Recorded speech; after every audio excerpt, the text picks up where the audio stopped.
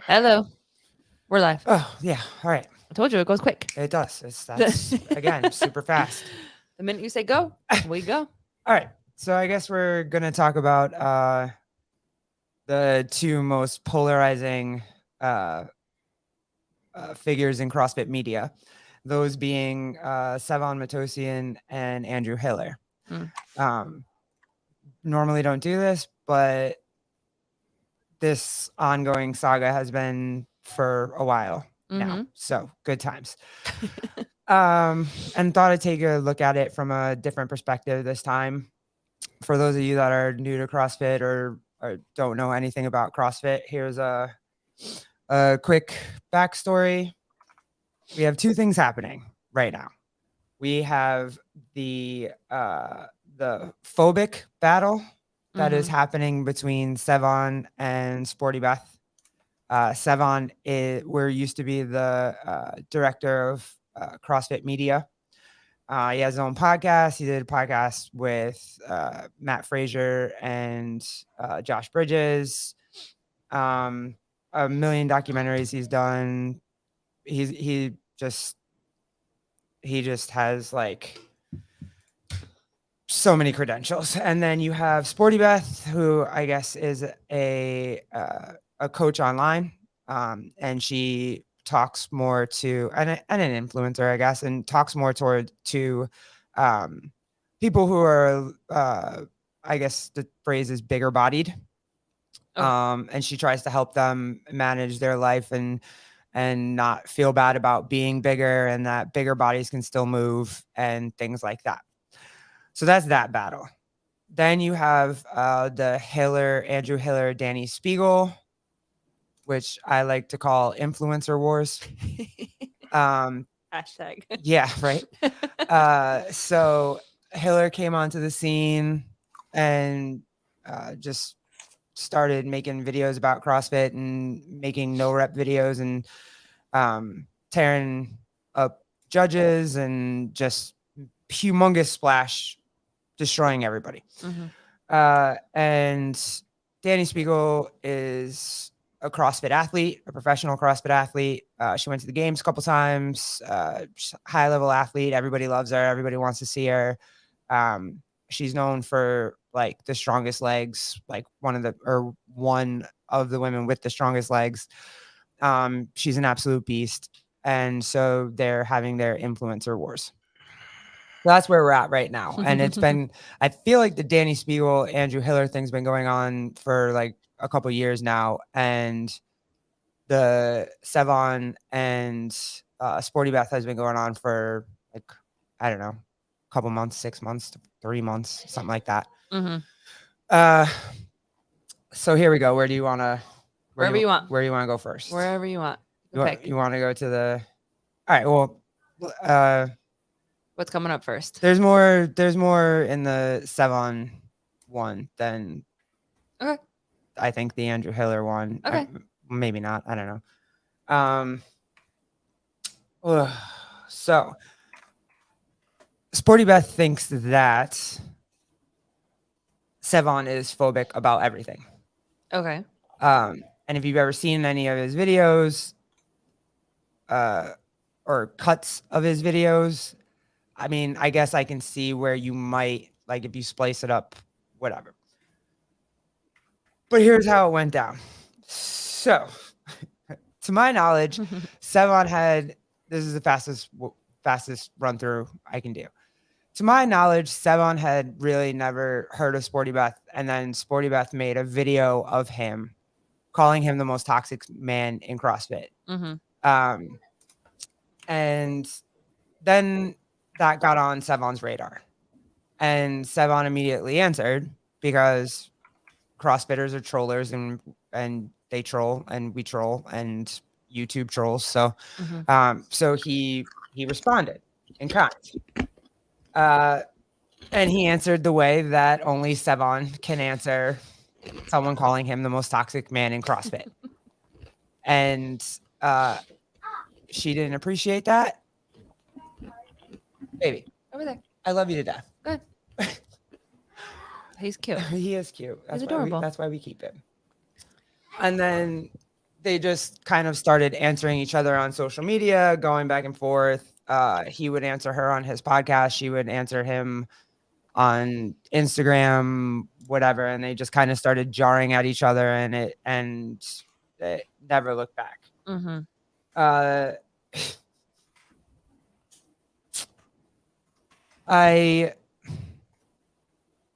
The culmination of it. All right, let's get through the whole story. Sorry, my bad.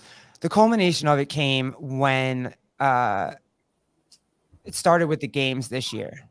So Sporty Beth is from the UK, and she came out all the way out here to the US and didn't have, and we'll listen to Savon explain it, but didn't have a press pass. Okay. So Hiller found this out somehow, and you'll see it in the video. But Hiller found out that she didn't have a press pass, and he told Savon, and Savon was like, "Well, damn, she came all the way from the UK, doesn't have a press pass. Like, she's, content media. So let me shoot Dave Castro a text and see if I can get her a press pass." So he shoots Dave a text. Dave's like, shoots Sporty Beth the text. All of a sudden, Sporty Beth, and then bam, Sporty Beth is in the press and has access to everything the rest of the press has. Mm-hmm. Later, she goes online and thanks Dave Castro and doesn't thank Sevon, even though she knew that that Sevon was the one that contacted Castro and whatever. So Jeff, if you want to pull up that clip, if you have it, it's do you have the timestamp? I'm like 10 seconds behind it, but yeah, I'll play it. Yeah, just pull it up. And so this is them talking about it. This is Sevon talking about it like right after the games were over. You guys want to hear a story? You guys want to hear a crazy story about Sporty Beth? Is that really happening? Yeah, I do. Yes. Well, are you telling this now? Wait. No, yeah, just go up like 10 seconds, Jeff. Before we get into like the 10 seconds, you said? or whatever, I love that Souza in this particular podcast had controls of all of the. Oh yeah, I know, that was funny. Yeah, that was super because they funny. were perfect. So shout out to Souza because those on that particular one, that's one of the ones that I've seen the most of. Those sound bits were hilarious. There's a saying. Hilarious. I don't know where we are. I jumped it too far. 10 seconds. Yeah. Sousa's soundboard. This story is crazy. Hilarious. So there's this saying. I don't know if Mother Teresa was the first one to say it, but basically, be kind to people, not because they're kind to you, but because you're a kind person. And I'm a pretty big proponent of that. And it's the same thing. Be an asshole to someone, not because they're an asshole to you, but because you want to be an asshole to them. Just to do what you want to do. And so, I like Sporty Beth made that video, Sevon, the most toxic man in CrossFit. And it's just crazy. By the way, you should. I'm gonna ask you again. You should pull that shit down. But so Hiller rolls up on me and he says this. He picks me up from the airport. He said, "Hey, Sporty Beth is in town. She stopped at Popeyes and ate at Popeyes." And I was like, "Oh, that's cool." And then we drove by and he said, "Oh, there's a Popeyes. You want to eat there?" I'm like, "Fuck yeah, I want to eat there." And so we stopped at Popeyes. Or maybe I said we should go to Chick-fil-A. You wanted Chick-fil-A, and I said, "No way, we should go to Popeyes." And we looked up, and there was just one there, so we went. Pulled off the freeway and ate at Popeyes. And while we're sitting there, he shows me the clip of her eating at Popeyes, and he goes, "Oh, dude, she don't got a media pass." Jeff, you can take down the. And I say, "Oh, okay. Let me see." Really? What? She was traveling this far without a media pass. Take down the live chat. Yeah, crazy, right? Insane. So I say, "Oh, I'll ask Dave to get her a media pass." Right? I mean, she's media. I met up with her. No way. I think the story goes, Jeff. we did the Popeye. Cool. I'm sorry, what happened? Go down to the bottom of the live chat and hide that shit. The same. Yeah. There you go. Cool. Sorry, I wasn't even paying attention. All right, go. Because of the thing that I saw on Instagram, and then I met up with, I kind of bumped into her, and I talked to her for like 10-15 minutes, and in that Okay. she said she Tell had me. media pass. Okay, right. Okay, so sorry, right. Right. So I'm sorry. like, oh, you're just kind of hanging out then with your camera. So you And- saw her after Popeyes. You saw her at the event, and she told you she Right. didn't have a media pass. Okay, and so right. then you So told she me told that. about and then I let you know, and then keep going. Okay, so either way, Hiller somehow finds out she doesn't have a media pass. He tells me, I said, oh, should I ask Dave if he can get one? And Hiller's like, yeah, that'd be a nice thing to do for her. She came this far. I was like, okay, cool. So I hit Dave up and I was like, hey, dude, could you get this chick a media pass? Now you have to understand, building up to this, there's been some crazy shit going down too. Her and a couple other ding dongs were trying to get it so I could get kicked out of the games. Like there were these few fucking knuckleheads who were actually trying to make it so I couldn't film the behind the scenes, which is nuts. Which is just their own personal hatred towards me at the expense of at the expense of promoting the athletes. Because at the end of the day, Yep. And that sucks that they did try to get him banned, because if you know the history of Sevon at the games doing the behind the scenes, like he is so good to the athletes. Like half of the followers that these people have like are probably because we saw them on behind the scenes. Mm-hmm. You know what I mean? Like he's not the most, I don't know, like his delivery on some things aren't great all the time, but like he means well. And to me, from what I've seen and the way that I know him, he's just trying to present everybody in the best light and do that. So to try to get him banned from the games, to me, kind of sucked. That's on me. I mean, that's commitment too. Yeah. Because they fought for so long to get back behind the scenes, like him and and even the other, even Craig and the Buttery Bros and whatever, like some of them could be at the games, but to get that full media behind the scenes access like they did years ago before everything happened and all the changes happened or whatever, of course that would be very Jeff, you can pull that down, man. Insulting and hurtful, because when you come that far and you try so hard to get there, and then you're dealing with somebody like this trying to get you out of the scene, of course that's going to be personal, and of course that's going to be and it's hurtful. It's only because of his podcast. Like it's because of his podcast. It's because he has his own personal podcast and he talks to everyone about everything and shares his own personal beliefs and whatnot. And I feel like a little bit of me feels like that's unfair. I mean, he is putting himself out there by being like, you put yourself out there. So yeah, he's open to criticism just like everybody else. Mm-hmm. But again, we're in a society too where people are just, they cancel you immediately if they don't agree with your own personal, like if they don't agree with your personal views, they just want to cancel you. Mm-hmm. And that's also unfair. Well, I mean, her video that I did see that you shared, when she made the what's the name of the most toxic man in CrossFit? Yeah. And when you look at the pieces that she pulled out of his podcast and from other interviews and stuff like that, like it's not a good look. Yeah. Like it's really not a good look, and I don't really like when people do that. I mean, I know we just took like a clip of the conversation, but I don't really like when people do that, because you don't get the entirety of the conversation. You don't get the entirety of the message behind it. I mean, I've also said to you many times, like his delivery is difficult. But he's also very passionate about a lot of things that he feels. So like, who am I to judge if I'm speaking passionately about something and someone says that I'm a little too harsh, I'm a little too aggressive, I'm a little too this, I'm a little bit whatever, like that's okay for somebody to say that, even if I'm passionate about it.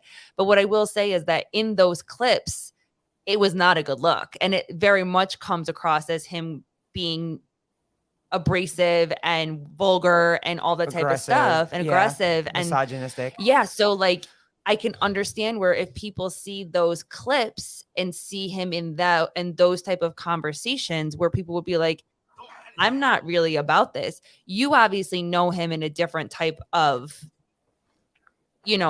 all right, fine. Yeah. Like, we'll just, I mean, he and I would call him a friend Yeah. of mine. Yeah. But I also spent a long time kind of ignoring the things that he said that I didn't like Yeah. or that I didn't agree with or whatever. Or I would just text him or not even text, DM him and just be like, what the heck? Yeah. Like we've had different, differences of opinions via DM Mm-hmm. in a adult way, like communicating in an adult way. Mm-hmm. It was never like, dude, you fucking suck because blah, blah, blah, blah, blah. I was just like, is that what you really think? Or is there something else behind it? Mhm. And then we rolled on with that and had a Mhm. conversation. And I was like, oh, you mean it this way.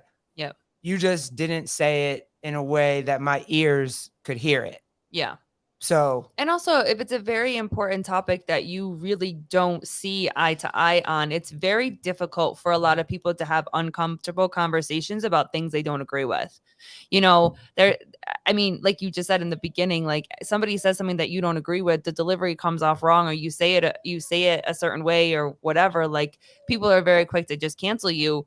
We're unable, a lot of us are unable to sit down at a table and have a conversation of differences of opinions and be able to mutually respect somebody that has a difference of an opinion. yeah.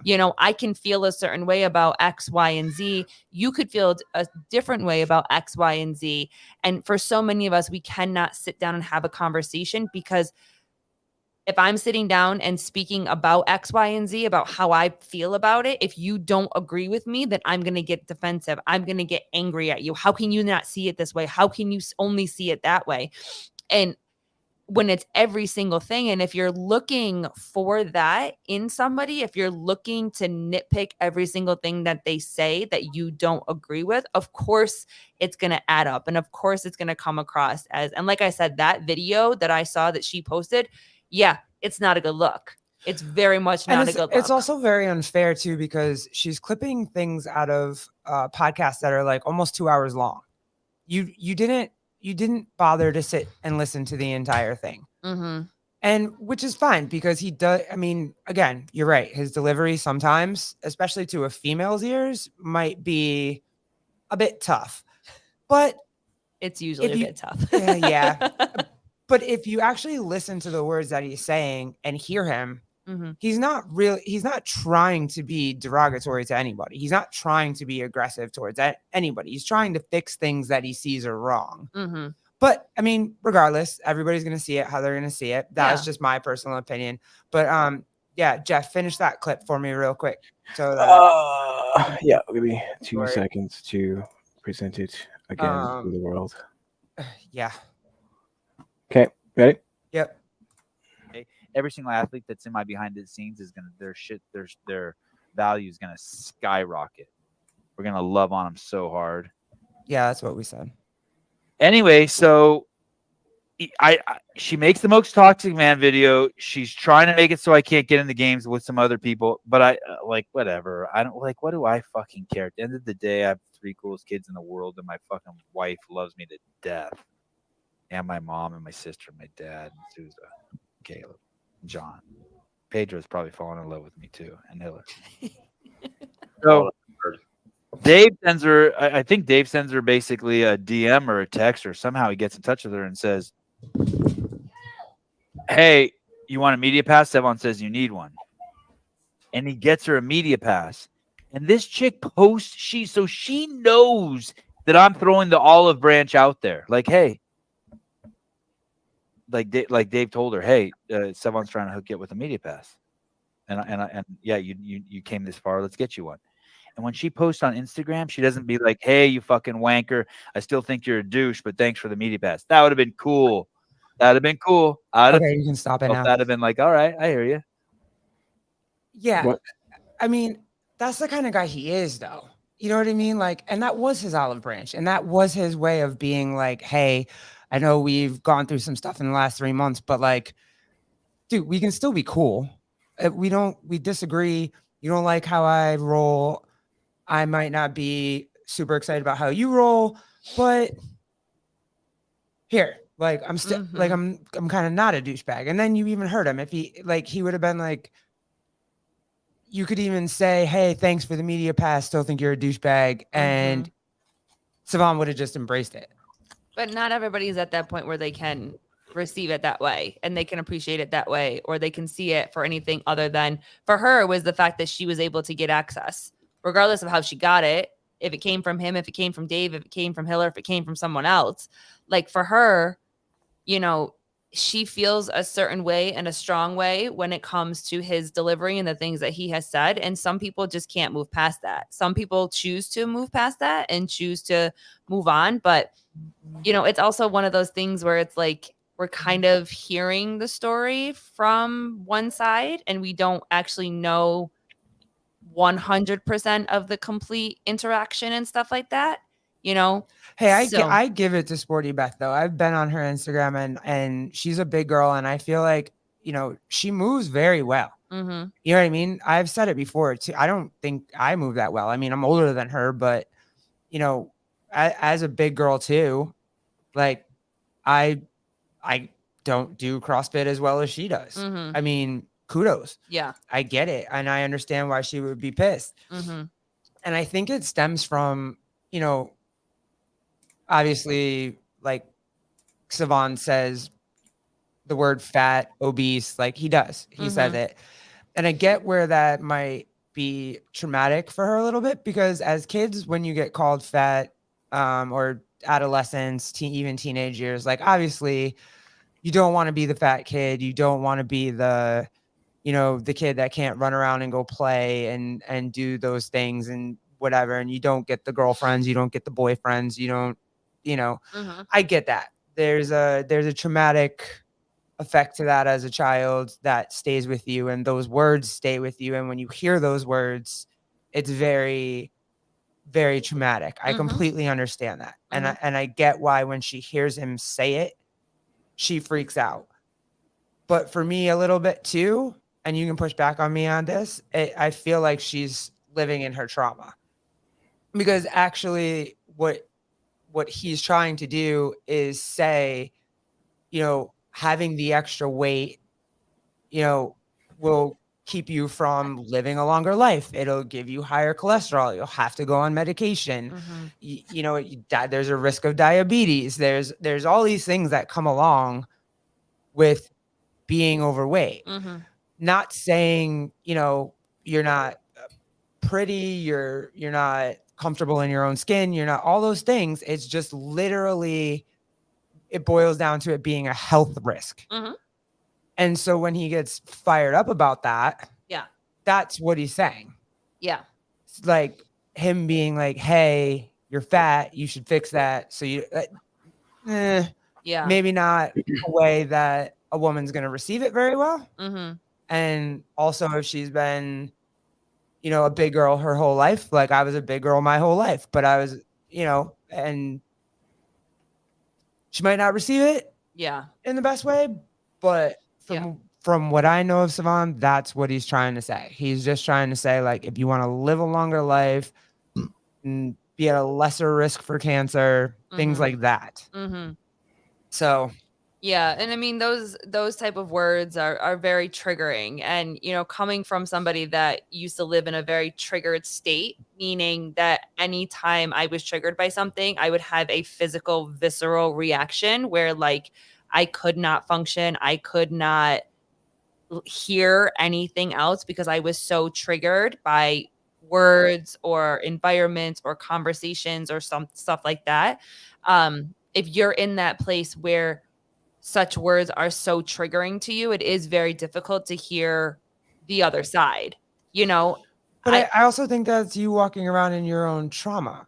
Like, if I kept all of my childhood trauma with me, I'd be triggered all day, every day. And I don't want that. And I don't think that that's healthy for my stress levels, for my, you know, just to be able to walk through the world. So it wasn't. Yeah, it's not. It's not. You know, coming from somebody that used to live in her trauma all the time, like it's not a fun place to be. It's not a good place to be. And I think that if you're not, stop chewing, Jeff, or mute yourself. Shoot, now I lost my train of thought. Go. Yeah, it just I feel like those words still hurt her. And objectively, that's her problem. But also, if Sevon wants to reach more people, he might want to think about changing the delivery. Mm-hmm. Not saying he has to. Mm-hmm. He's an acquired taste, and I acquired. Like, you know what I mean? I don't know how else to say it. Like, I get him. I understand what he's trying to say. What'd you say, Jeff? I said pause. Oh. Yeah, I know. I think with stuff like this, there's just so many layers. I think the message of healthy living is a very broad type of message. And I think that is per person, because I've also seen the extremes on the other side where people were at their thinnest, but not their healthiest. Yeah. And I've also seen, men and women at their heaviest, but maybe they're healthiest because they are going through all of the other things that they're dealing with. Some might be on medication for other situations and stuff like that. So I think that there's so many layers of this. And I think that when you put yourself in a platform like the platforms that we have, it opens up that conversation for whatever your audience wants to hear. Like, you can be trying to say a message of like, just be healthier. But then, in Sevon's case, did I say his name right? I'm trying to say his. Yeah. Okay. In Sevon's case, because I've even seen it myself, his delivery is not the best. And when he gets triggered, passionate, upset, whatever word you want to use, he just goes and he goes and he goes and he goes, and whatever is here, it just comes out. And he has that right. It is his platform, and he's allowed to say it however he sees fit. She also receives it the way that she sees it, and she has that right as a viewer, as a listener, to receive it the way that she does, and then have a response if she decides to. That is the part of the open conversation that is this platform. Absolutely. But the difference is that, which I think would be cool, is that if there was a way to be able to sit down and have a conversation. Right now, it's very much that telephone in a way. Like, I'm going to say what I want to say, and then you're going to come back with what you heard without being able to be like, hey, like, I mean, take our relationship for an instance. If I'm saying something that is upsetting me or bothering me, and I need to come to you and talk to you, what you do is you're like, okay, I heard you say this. Is this what you meant? Because then I could be like, okay, no, that's not what I meant. If it came out this way, that's not what I meant. What I meant was, and then we work through it together to be able to have that constructive conversation. We're married, we're in a relationship, it's different. But my point being is that if you're not willing to kind of have that conversation, are you actually trying to get to the roots of the conversation, which is, I'm just using like be healthy as the concept? Like, are you trying to get to the root, or are you just trying to be louder than the other one? Are you just trying to, you know what I'm saying? I definitely feel like they're both guilty of trying to be right. Yeah. I think Sevon does a better job of trying to like understand what's happening. She doesn't. She just wants to be right. At least that's how I have seen it. Mm-hmm. So I don't know. I mean, honestly, I think they're both kind of, and I've even said this to him at one point, like, I think they're both kind of on the same side. They both love fitness. They both want people to work out. They both want people to live their best lives. They both pretty much want the same thing, but there are ideas of how to get there. Oh, geez. I don't, I think it's just really bad communication, honestly. Mm-hmm. Like, I think they're just not hearing each other. I think she's not hearing him at all. Yeah. I think he's trying to explain it every time he answers her, and she can't hear it. And she has found like-minded people that also don't want to hear it. Mm-hmm. So she's not trying to hear it because she's got people that agree with her. Mm-hmm. And Sevan is just going to keep explaining it the way that he always explains it, because he's got a bunch of people behind him that are just going to jump on other people's pages and be like, Sevan's right, you're wrong. So Yeah. If you're not open to seeing it or hearing it another way, it doesn't matter. It's like you're on a hamster wheel. Like it's just going to keep going and going, and nothing's going to, what's the saying? Nothing changes if nothing changes. And if, his delivery keeps coming off that way and her receive comes off the same way, or her delivery comes off one way and his receive, if it's the same thing over and over and over and over I again. will say I absolutely hated the most, I don't feel like the most toxic man in CrossFit was warranted. I just feel like she kept, because he wasn't even talking about her at that time. And, to put his kids in that video, and I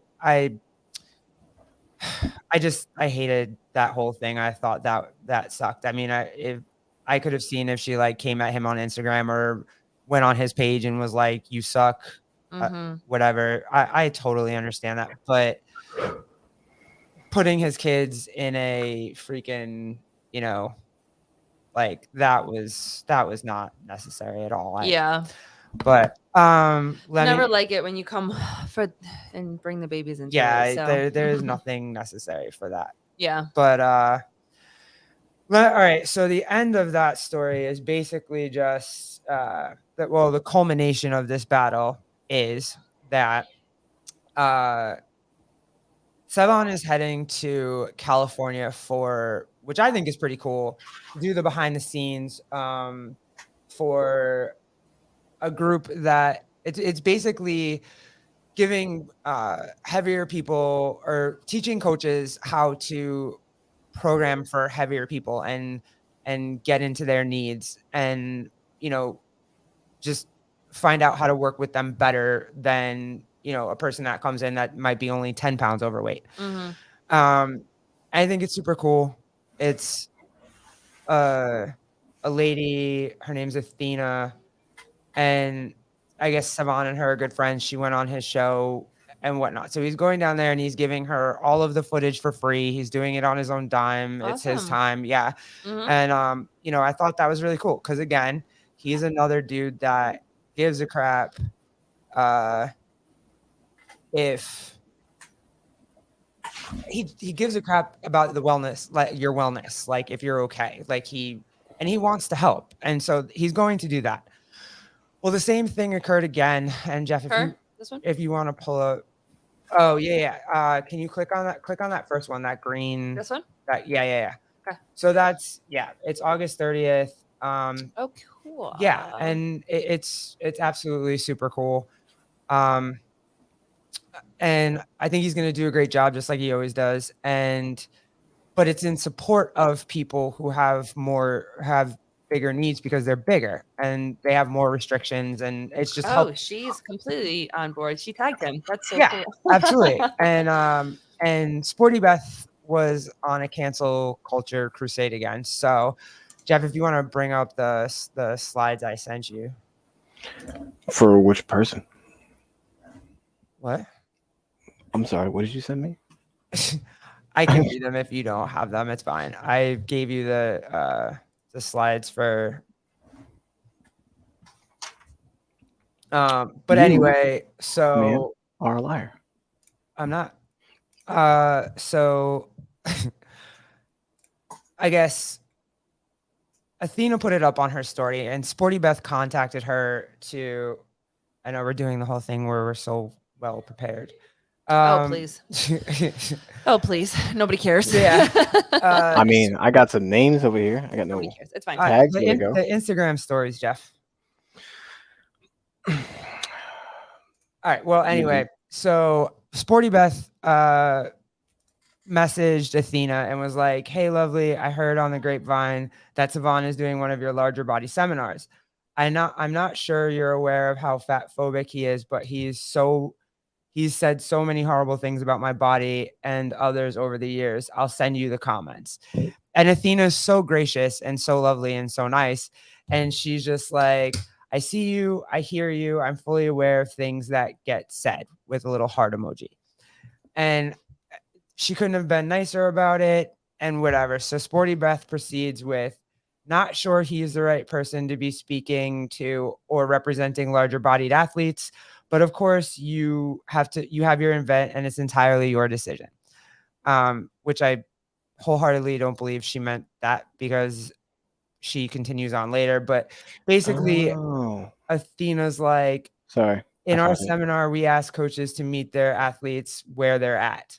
So again, like, their seminar is about helping overweight people take their life back. That's what CrossFit is supposed to. For it's everybody. meant for. Yeah, that was Greg The Glassman's goal is message. to I mean, if somebody walks into a CrossFit gym, any gym, but walking into a CrossFit gym and you see the intensity that is a CrossFit gym, the first thing I always tell my athletes when they would come into the CrossFit gym that I used to coach at, was like, don't get overwhelmed with what you see. Yeah. I will meet you as a coach. That is my job. I will meet you where you're at. You have to remember that this room is filled with people that have been doing CrossFit for 10 years, 5 years, 12 years, 6 months, 2 weeks. Like, it's for everybody. So CrossFit's methodology is that CrossFit is for everybody. So who better to know that than somebody that's been in CrossFit for as long as. Yeah. And this thing is being held at CrossFit Diablo, which is one of the most well-known CrossFit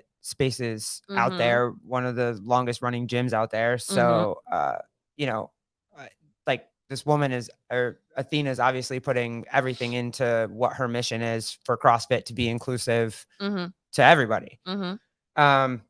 And she goes on to say, I must be willing to do the same for no matter what audience. I never know who's going to be at my seminars, but the information doesn't change depending on who shows up. I'm proud of what we've done. And it needs to reach every single person, period. And then she's like, love to you. So, I mean, this Athena woman is being as nice as she possibly can, and is just as happy to accommodate whoever, and is just trying to get her message out there. And Sporty Beth just continues, like, she's so stuck on Sevan that she can't get out of her own way in this instant. Well, for me, and I don't know if this was the first thing that came up to you, but for me, and I wonder if this is, I'm not speaking for Athena. Obviously, I don't know her thought process as to why, but for me, what a wonderful opportunity to get somebody that is portrayed as seeing the world in one way and inviting them to say, come learn, come see. Maybe you take away, maybe he walks away realizing that certain ways that he phrases things is hurtful to people.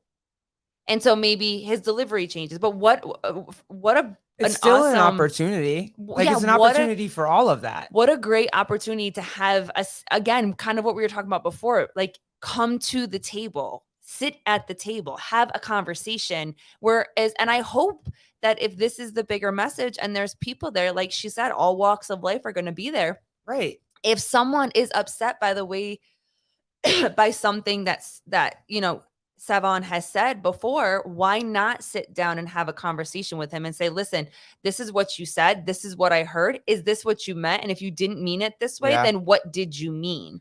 And I just think it's a primal way to, if we're going to build a community and try to come together. I mean, this world is so separated right now. And that is the thing that we need to be doing, is coming to the table and having these conversations. So for me, the first thing I thought when you told me that was, what a cool opportunity to get two people, meaning Sevan and other people that are going to be there, but to get them in the same room and to see what happens.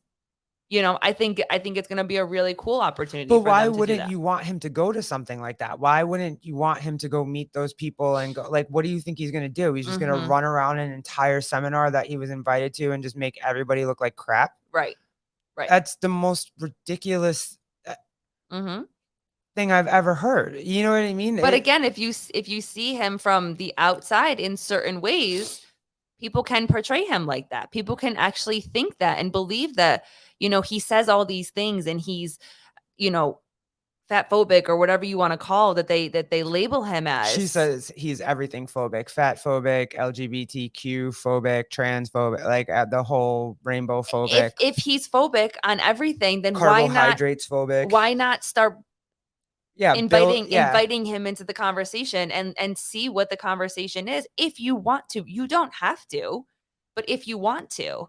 Yeah. And so he gets to have this opportunity of, but my point being is that there are obviously people that think that he is very much against everybody.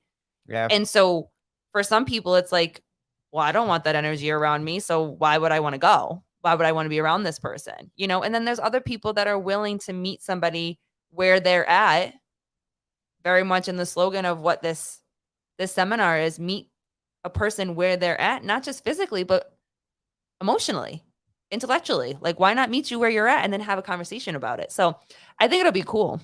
Yeah. And the fact that she was like, I see you, I hear you, I appreciate your worry, but I'm okay. Like, we're okay. And if it gets to a point where, he gets there and day one, something happens, she also has the right to say, you have to go. Yeah. You know what I'm saying? And he also gets the opportunity to go there and choose to show up the way that he wants to, and see what happens from there. So, I mean, she says a bunch of other stuff. I'm Yeah. not going to read all of it, but one part of it is just, it's upsetting to see someone that says such horrific things about so many groups of people, so deeply ingrained in CrossFit and supported by so many. And I thought that sucked. I mean, she goes on to say a bunch more, but I thought that sucked because I can't say that in the beginning of listening to him that I didn't feel like he might be homophobic. Mm-hmm. I can't say that. If I'm being honest with myself and whatever, that was part of the couple, like the 1% of the crap that he would say that I was like, I don't want to hear this crap. Go on, move on to a different topic, because I wasn't ready to hear what he was actually saying. Mm-hmm. So it's all right, Jeff. It's fine. We already did it. Good late. job, though. You late. And I muted you because you were chomping away over there. But yeah, if I'm completely honest, yeah, there was, when he would get on like gay topics or talk about the gay community or whatever, in the beginning of listening to him, when I hadn't really listened to all of his stuff, Mm-hmm. I would get annoyed and just be like, I'm out. Mm-hmm. But after I promised myself that I would actually listen to his podcast all the way through and actually hear what he was saying and make an attempt to try to see where he was coming from, he's not homophobic at all. Mm-hmm. Like, one of his dearest friends is Kristen Clever. Mm-hmm. How the hell, you know what I mean? Like, it just, I don't know. It doesn't ring true for me. I get that he uses words that probably, again, might not be the greatest way in to get people to listen to you about it, but like using tranny and using, That's not a good look. Yeah. That's not a good look. What I mean by it is, doesn't open ears. Like, it immediately shuts ears down. Mm-hmm. And it's unfortunate because what he is trying to say is good. Mm-hmm. But where we are in this climate today, some of the words that he uses just immediately shuts your mind off to wanting to hear the rest of what he's trying to say that might possibly be helpful or useful. Yeah. So yeah. I get that. I understand that. It's sad. Like, but I think it takes time. And I think that if you're willing to have different conversations and hear things differently or whatever, like, I mean, I'm starting to laugh at some things that he says, but he's also still very difficult to hear on certain things. And like, I'm at that point where it's like, you hear what you hear and you can choose to continue to listen to the conversation, or I can choose to turn it off and then dissect it by myself. Or, I mean, for me, honestly, when I listen to him, it's more about the CrossFit stuff, because I like to hear his conversations and I like to his interviews like that, and because also the other part of this that is cool from a fan's perspective, and also just as a person and a human is like we're interested in other people to some extent. And I think that he asks the questions, whether you agree with the questions that he asks, whether you believe that it's appropriate for him to ask the questions, he very much just asks the questions that not many people ask. And so it's nice to hear that these athletes that we put on these high pedestals are human too. So I like his interviews. I think sometimes, you know, he doesn't let them finish a thought, and I just wish he'd stop asking questions at the same time. But that's just that's just my personal opinion, because I kind of want to hear more of the story. But I get it, because when you are listening to a story and then you have a question and you ask the question, then it kind of gets off the story of where you were at. You kind of forget that you were there.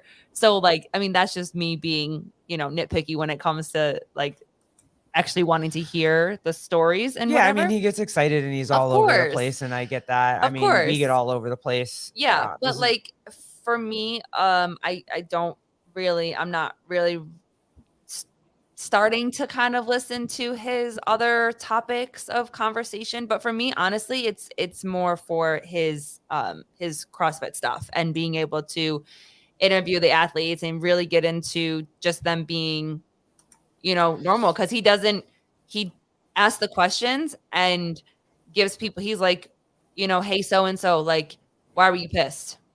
Or, hey, so-and-so, like, why'd you fuck up? Yeah. And it's people very much are either like turned off by that or kind of like, oh, okay, cool. Let's answer that, And so I think that that's a cool, different perspective. But if you're not that type of person that wants to receive it that way, then you're not going to receive it that way, Yeah. But I know it's a tough scenario. He doesn't have a lot of good looks when they chop him up and take his stuff and no, I know whatever. Well, and it's just... when you take anybody out of context for 30 seconds or more or whatever, but I mean, like, because Sevon is equal opportunity though. Like, if you're a woman, he'll talk about your body. If you're a man, he'll talk about your body. I mean, even that part where she talks about like where she shows him saying like I bathe with a tranny, like there's a million clips of him saying he bathed with his like kindergarten teacher when he was 5. So I mean, it's, if you haven't listened to him and you're not like familiar with him, and then if you hear it one time, this stuff sounds ridiculous. But if you listen to him talk over a span of time, you know that that's just how he talks. Mm-hmm. There's nothing malicious or vicious about it. It's just how he talks. Like, so it's, I don't know. It sucks. I think on both sides that they, one is just speaking in a way that the other one can't hear it. And then she just bites back and causes him to bite back. And I mean, I also think, there's a place in this social media space where we all need to defend ourselves and we all need to feel like we have somebody that defends us and has our back. And so I think that that's part of it too. When you feel like that there's someone that has your back in whatever you're going through, I think that that's also very important, and also something that gets a little shadowed from the actual point of the conversation when you just constantly feel like you have to defend yourself. And at the end of the day, you are responsible for what you choose to consume and choose to allow into your space mentally, physically, and otherwise. And, if this is something that's just continuing to be back and forth or whatever, like eventually, if it's not working for you, then if you're just going to continue to consume content that's going to make you mentally nuts, then kind of some of that's on you. Like, stop consuming the stuff, stop watching it, stop whatever. If you don't have the ability to hear it or take it for what it is, then just stop watching it. Like, that's what I do when I can't take anything anymore. I'll just shut my whole phone off. I'm like, I'm not watching anything today. And I think that this goes, the bigger picture with social media now. This isn't new. This isn't new that we all have opinions and beliefs on certain things. The difference is that we all have a grander space to share it. If you had an opinion, who do you share your opinion with? They both have huge platforms. But that's my point, is that, like, years ago, decades ago, before the internet was a thing, before social media was a thing, who did you argue with and have a conversation with about difference of opinions? The Yeah. people that were sitting at your table, your neighbors, the people you worked with, like the people in your very, very small, tight-knit community or whatever. Now it's such a huge national platform. Yeah. And in this space, the fight is always who's going to be the loudest. Yeah. Who's going to be the loudest? Who's going to come out on top? And so, of course, it's going to constantly feel like, well, I'm going to say this, and I'm going to say this, and I'm going to say this, and I'm going to say this. Very much back to your original point, like who's going to be right and who's going to fight to always be right, versus who's going to be willing to just listen I think and learn. Think when Sevon reached his olive branch out and she just kind of like doubled down on not taking it, I think that stung a little bit too. And so then he doubled down on like, well, hey, we're going to talk about this now. Mm-hmm.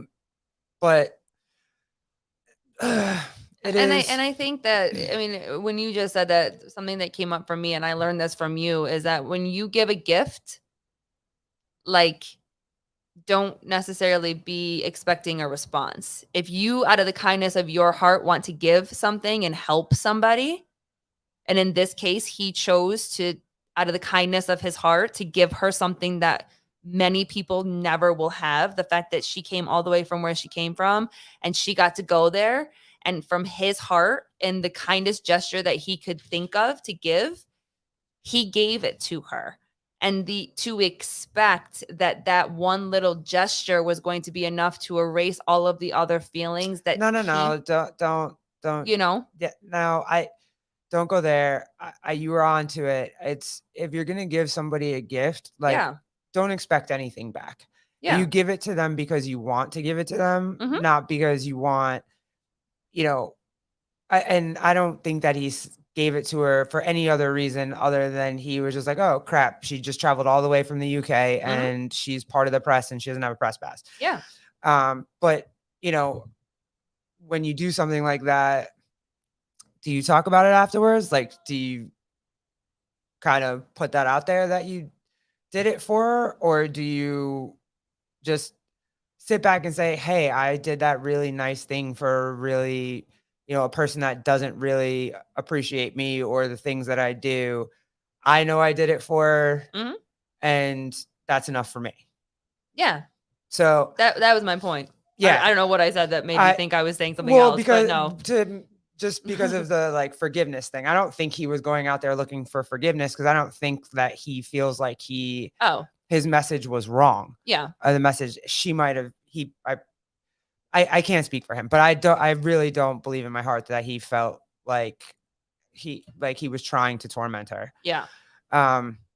So. But yeah, I mean, if he wanted to do that because he wanted to do that, then. So yeah, I mean, it's question. Then why talk about it after? If you're gonna do it for her, you did it for her because you wanted to do it for her, and then. Or did you want the response? Were you expecting the response?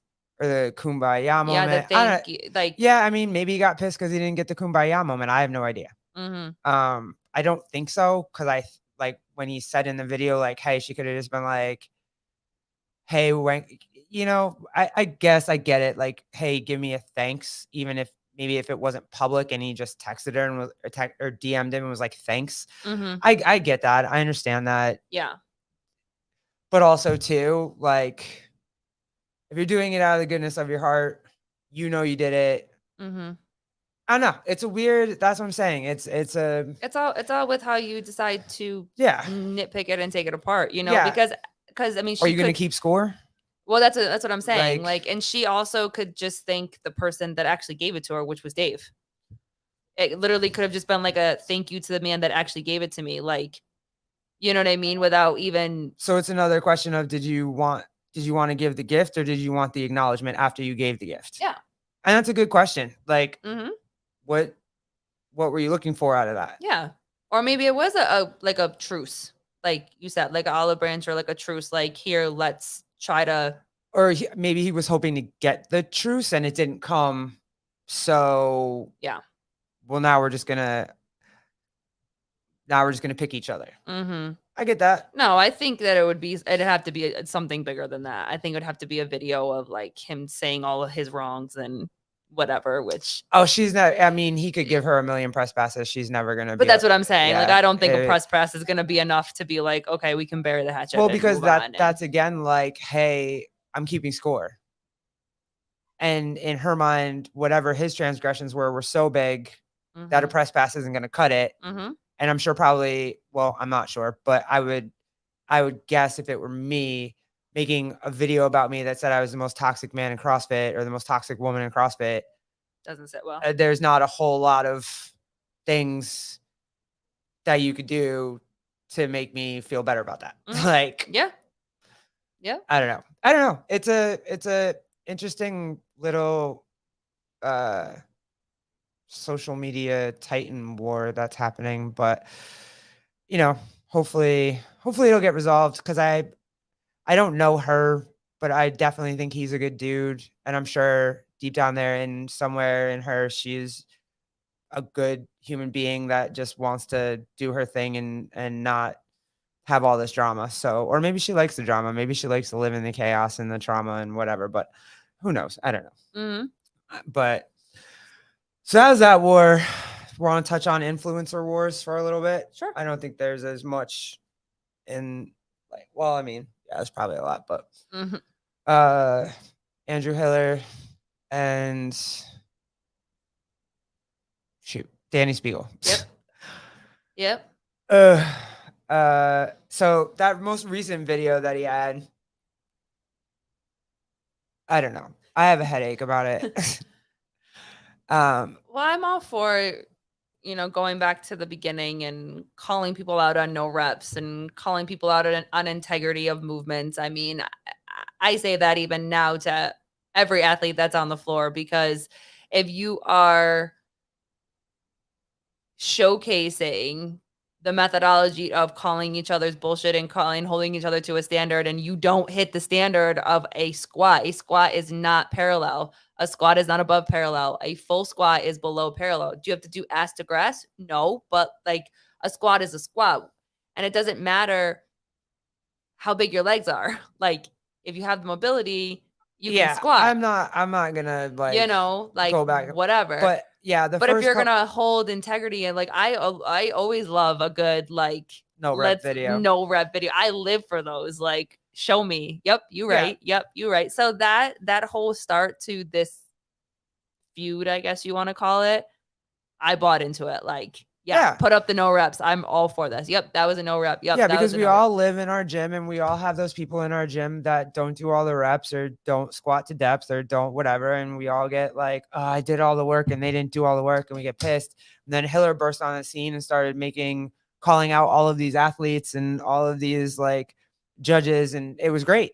And it was like, yeah, let's go for it. Let's do it. I'm ready for all of it. Yep. I ate up the Hip and Steel saga hook, line, and sinker. I was ready every morning for whatever he was going to put out about any of that. It was awesome. Mm-hmm.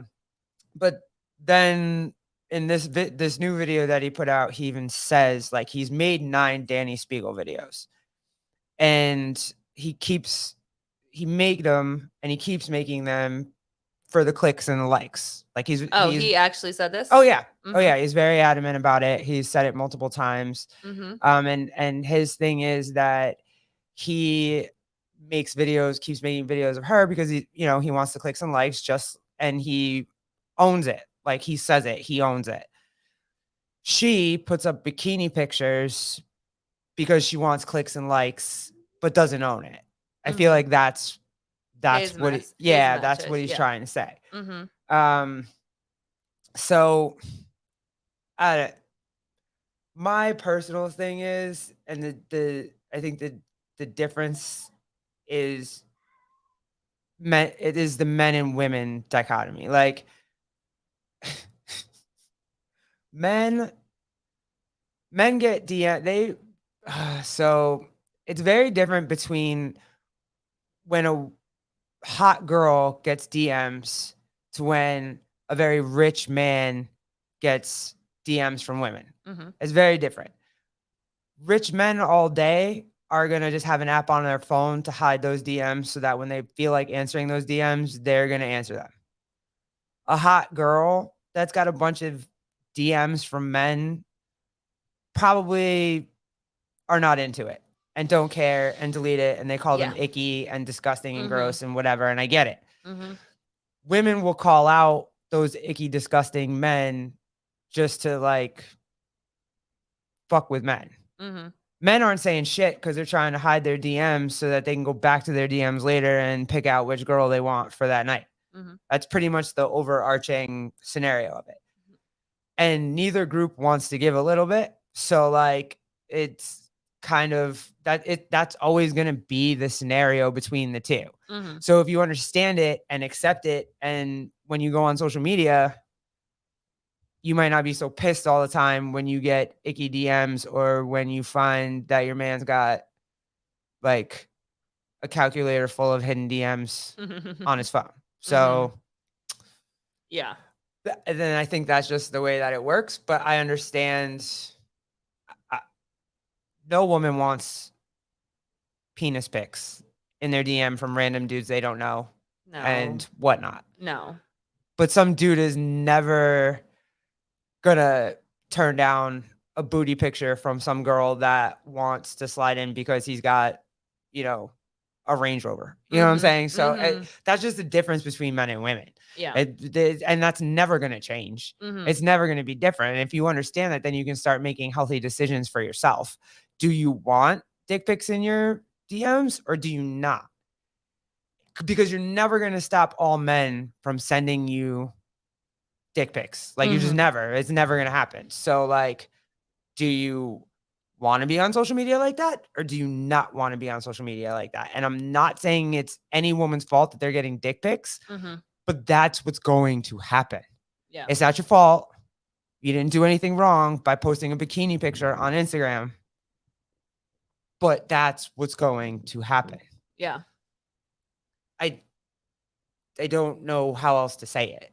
Like, yeah, it's gross. I don't want to see any dick. I don't even want to see my sons when I have to wash him. I don't want to, but yeah, if your Instagram's open, you're going to get them. Yeah. So I don't even know. I mean, she's absolutely gorgeous and strong and beautiful and whatever. And her Instagram's open and there are men out there who are gross. So yeah, I think the difference between that and Hiller's video is very different, however. But I mean, you can go into your thoughts or whatever about it. I mean, you said something to me this morning. You just wish he'd just stop. Yeah. I mean, I'm all for, I'm coming at this from two different sides. You know, when it comes to him making videos, like I said, of no reps and whatever, and nitpicking these athletes, you know, again, unfortunately, we are in an era where everybody has a computer, everybody has a YouTube, everybody has an opinion to say. So if he wants to go after athletes for certain things, and, you know, that's honestly his personal choice. And like, how do you want to be seen in the world? And if you want to be seen this way by going after people, like, you know, you have to live with that and you have to sleep with your head on the pillow and, you know, whatever. I was all for it. This last one to me seemed like it's a bit much. Like, when are we going to move on kind of thing? You know, when it comes to her, you know, as a woman, I don't believe that anybody is entitled to you or your body at all. I mean, it goes to that whole, you know, thought process that if a woman is walking down the street in shorts and a bikini or a short dress, that it's like an invitation. And I don't believe that. I don't believe that any person has the right to a woman's body unless she gives permission. In this day where we are, in this world that we are in, having an open social media is welcoming somebody into your personal space. And I feel like, especially when it's public, that you are inviting people into your personal space. Do I believe that that is an invitation of being disgusting, of a violation of no. of any of that? No, not at all. it is an invitation into your personal space. So for me, and I'm speaking for me, I'm not speaking for her, but for me, I don't want people in my personal space. I choose what I put on social media. I do not prefer to put, if I'm in a bikini, I'm sitting on the beach. You see my back, like I'm sitting next to my kid. Like I am not laid out on, that is my personal choice. I am proud of my body. I am proud of who I am, but that is my personal choice because I do not want to invite somebody into my personal space. You know, I think we're all saying the same thing. yeah. And yeah, Like- having a social media is inviting someone into your personal space, Yeah. just as if you were like walking around town and you invite someone, like someone's Yeah. like, hey, hug me. And you're like, sure. Okay. And you Yeah. invite somebody.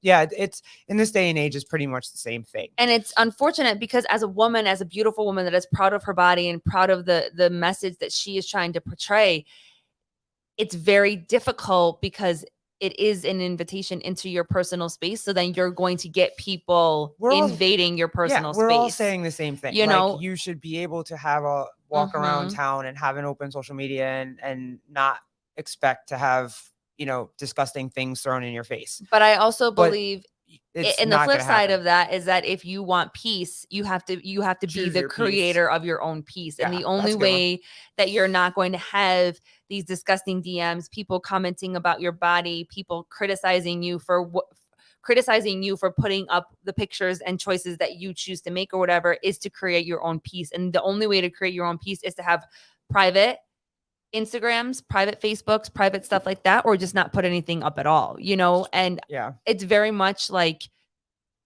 again, and also she is a woman that can show off her body how she sees fit. So, but it's very much that if you say something, don't not expect a response. I guess you should say, I guess I can something like that. Like, I just feel like it all boils down and we all feel the same way about it. And I'll say it again, is if you don't want someone in your personal space, whether it be an open social media or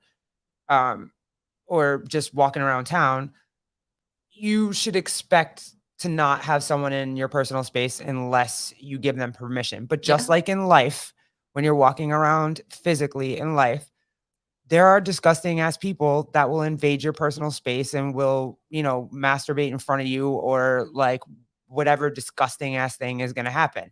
And just like in real life, that can happen. If you look at New York subways, it can happen on your social media too. It can happen. There are just disgusting people. right. So to sit there and be like, everybody just leave me alone and think you're not going to get disgusting ass things, it's not going to happen. Like, it's just not going to happen. They're just disgusting people. And I think we can all agree on that. Like, she doesn't deserve it. Right. Nobody deserves it. But there's always a possibility of it happening, whether you're walking around town or you're on social media. Yeah. So, I mean, I take that, you know, I mean, I'm not walking around with short shorts or no clothes on or whatever, but I get responses for just walking around in leggings. Yeah. You know, and I hear the comments that are being made about me just walking around in leggings, and I am just, yeah, it's not cool. you and know, it's not and fair, it's not comfortable. some dudes are gross. Some people are gross. Some women are gross. Some dudes are gross. They're just gross people out there. That's how it goes. Yeah. On the flip side, though, like,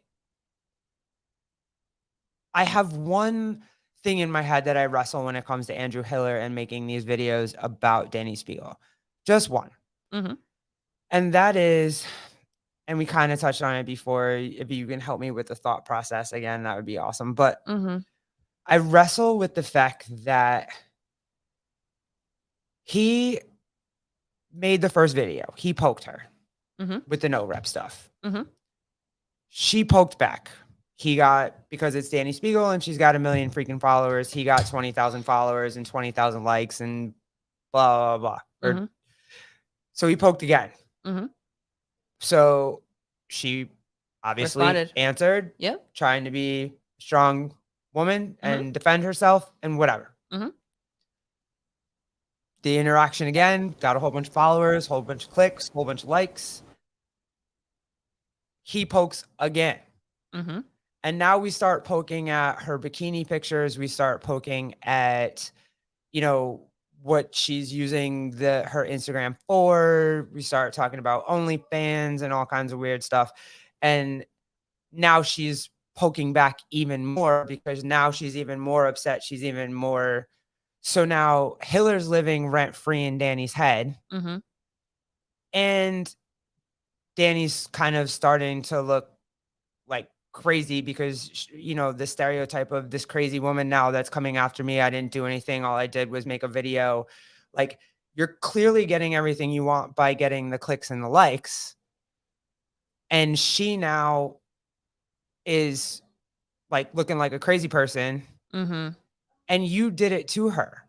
Like, her posting on her pictures on Instagram, she was just minding her business, posting stuff on Instagram for herself to build her brand, to do her thing. Mm-hmm. You used her interaction to build your brand and your likes and your clicks. Mm-hmm. So, she didn't use you to do it. Yeah. You used her to do it. Mm-hmm.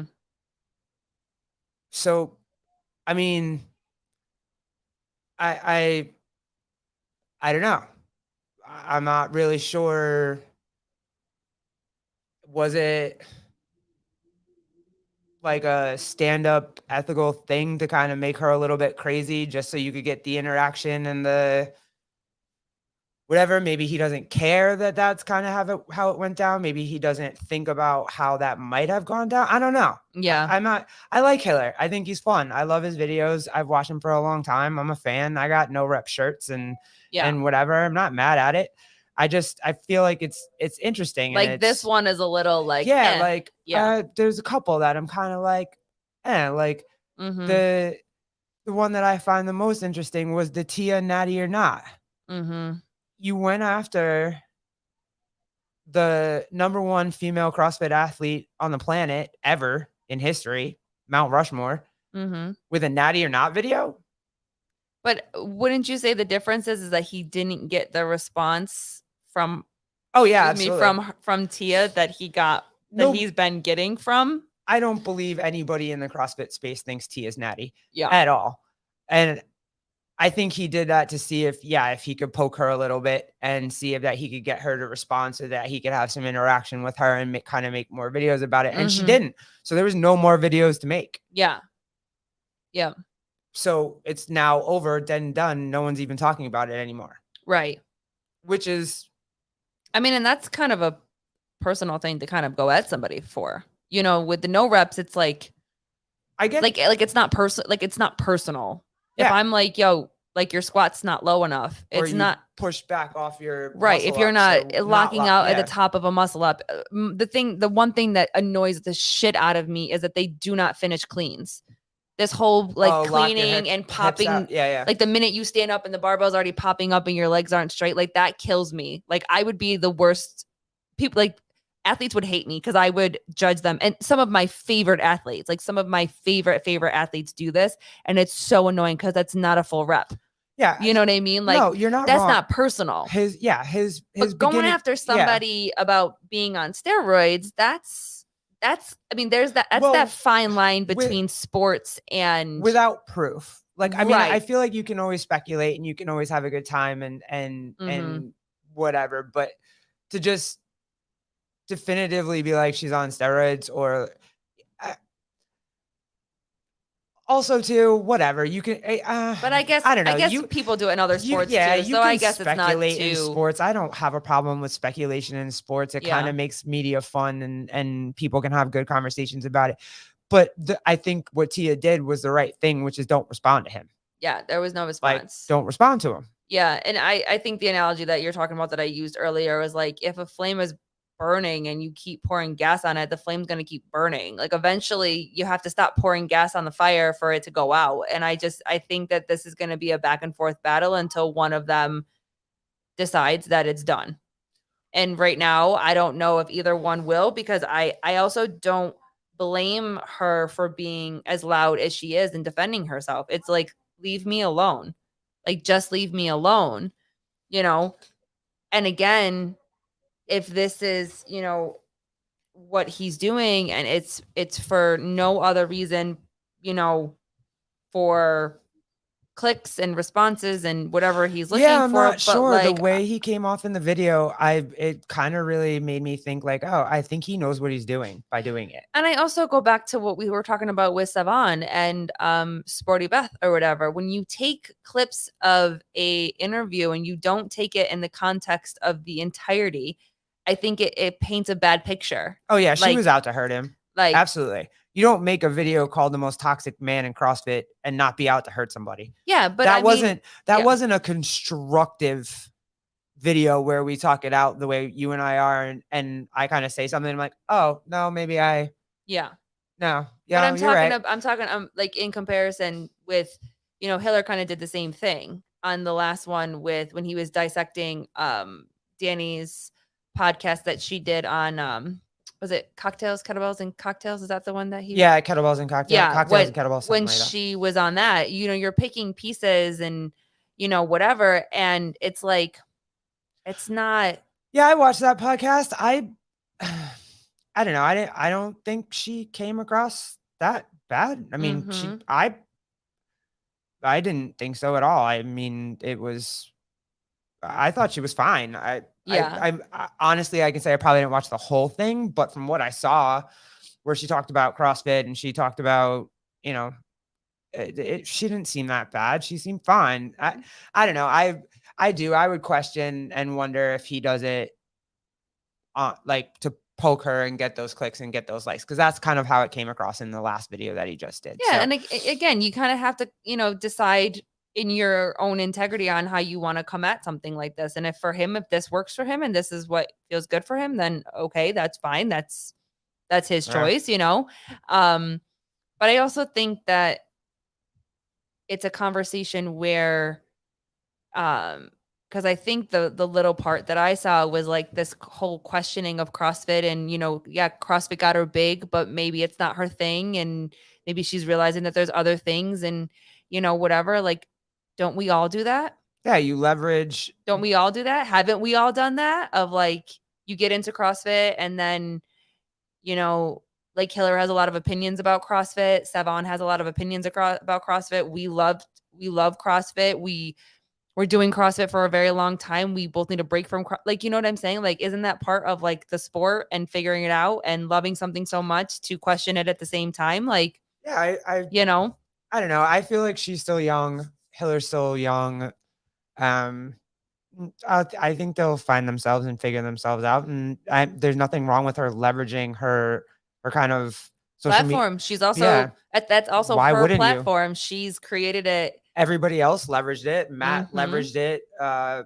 Ben leveraged it. Rich definitely leveraged it. Yeah. Like everybody leveraged their what they got out of CrossFit and being, I guess, on Sevon's behind the scenes. They all leverage that to go out there and get their own platform and whatnot. So, and again, at the end of the day, like, who are you to judge how someone got to where they got? And if she's choosing to use her platform the way she's choosing it, like, you can't judge her for how she got there. She's the only one that needs to worry about how she got there. If she feels good about how she got there, she doesn't have to explain herself to anybody. And the same thing goes for him, and the same thing goes for everybody that's out there, And if at the end of the day they're fine with that, then I got no problems with it whatsoever. I got no problems with Hiller doing Hiller's thing. I just feel like because he is hilarious. But on some videos. Yeah, I mean, he can do it. He is hilarious on He's some great videos. at what he does, and that's fine. But like, you can't really yell at her for putting herself on Instagram when you're using herself on Instagram to make these videos that are getting 24,000 views at a pop. Yeah. Like, it's hand in hand, bro. Like, why don't you guys just shake hands and like be like, hey, let's just be adversaries on social media, make it look good, and we'll leverage all this crap together. I would do that. I'd be like, listen, girl, my bad. I should have involved you in this stuff. You want to do this together? We'll both make some bread. I don't know. Let's I don't go. think they're breaking bread anytime soon. So, but anyway, that's the fun takeaway from that. And I don't know, see where it goes. Hopefully, I don't know. Hopefully they'll get to be able to talk. There's nothing better than going up to someone and being like, hey man, my bad. I'm sorry. I could have handled this differently. Like, Yeah, or just stop talking. Like, stop adding, like you said, fuel to the fire. Just, yeah. okay. Or just ask them to explain. And if they want to explain, cool. And if they don't, then they don't. But at the end of the day, we are in control of ourselves and only ourselves. And we can't expect somebody else to get it. We can't expect somebody else to change for us because we say something. Like at the end of the day, the only person that I can control is me. Yeah. I can't control you. I can't control our kid. I can't control anybody else. I can control myself. And so the last thing I'll say, and I know I said it before, like you are in charge of your own peace. And if something is bothering you so much, the only person that can change that is you. And the only person that can create your peace and sanity and calmness and whatever you crave in life, it comes from you. And so if you want that, you have to create it for yourself. You can't expect someone else to change it and someone else to create it for you. You're the creator of your own peace. So go get it if that's what you really want. And then on top of that, the last thing I'll say to piggyback on that is you can choose to walk around in your own trauma, or you can choose to release that trauma and see the world in a different way. And I feel like when you do release that trauma, it really does open your eyes to so many more people that you might have something in common with that you never thought you would have something in common with. So yeah, I mean, I'm sure if you were trying to live in a world to help people and to be there for people, there is going to be limited people that are open to receiving the kind of help that you can give. And if you're doing it for simply just helping someone and just wanting to be there for somebody in whatever capacity that looks like, then that should be the motive, not the motive of trying to change someone else's views. It's great if you do. It's great if you're able to see things a different way. But if you're ultimately just going out in this world to try to learn people, invite people, and just make the world a better place, that should be the motive. Yeah.